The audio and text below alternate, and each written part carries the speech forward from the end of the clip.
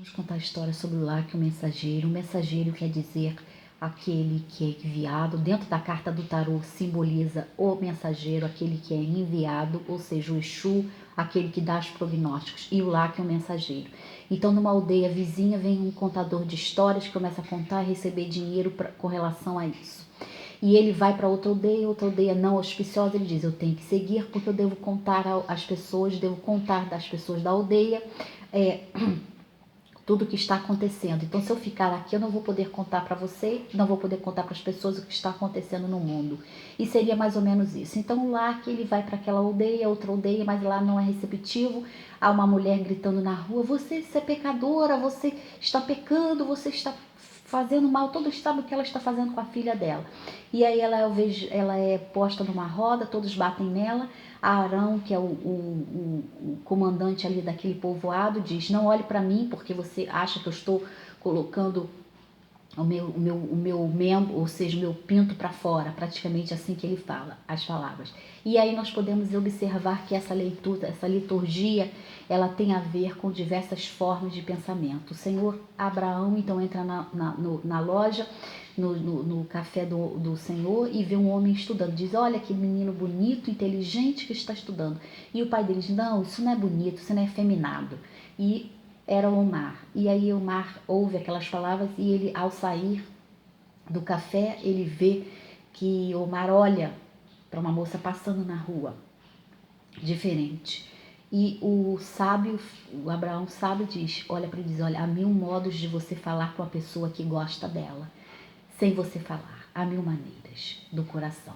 Então naquele momento ali, se os meus amigos me fugirem, por Alá, que é desgraça de uma figura, todos os tesouros, e de mim fugirão todos os tesouros, 1001 noites, referente a 1001 noites. Então, nisso quer dizer, é uma palavra de muçulmana, dizendo que aquele momento ali ele foi amigo dele, porque ele percebeu aquela dimensão que está acontecendo ali naquele povoado e disse, olha, você tem que se declarar a moça, que você gosta dela.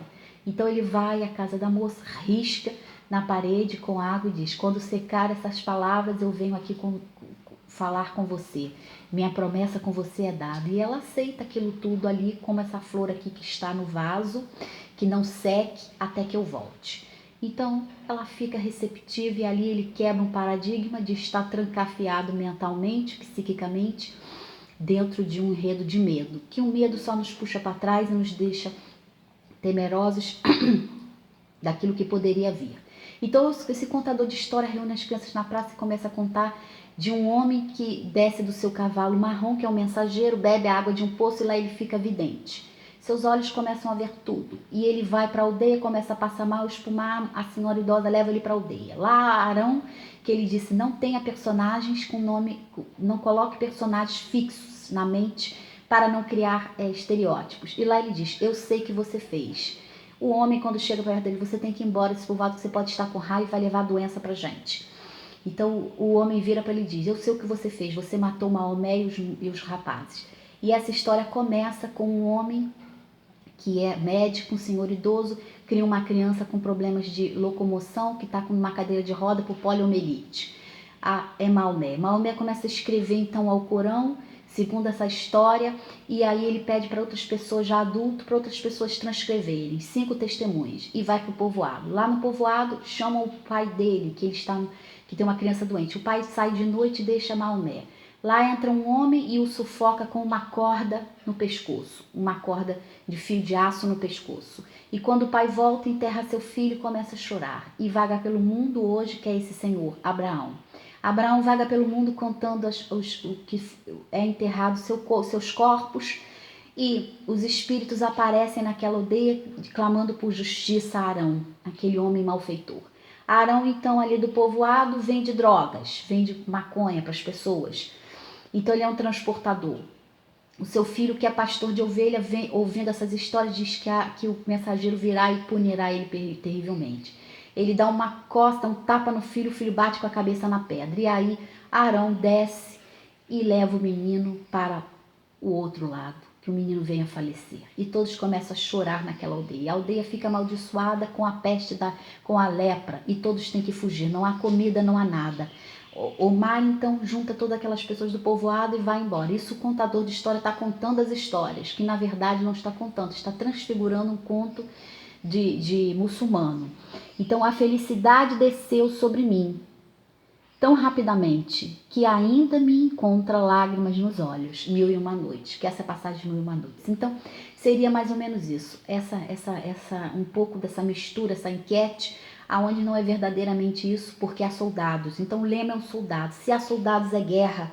E fica essa fração de muitos casos que a pessoa vive no Ocidente, vai para o Oriente achando que é 1001 noites, chega lá, é maltratado, principalmente as mulheres, nessa questão, que vem a trazer grande aborrecimento, que não é isso a realidade. E aí elas fogem de volta para a cidade, mas elas estão envolvidas, já todo mundo, o serviço secreto já sabe delas, porque elas provavelmente estão com radicalistas.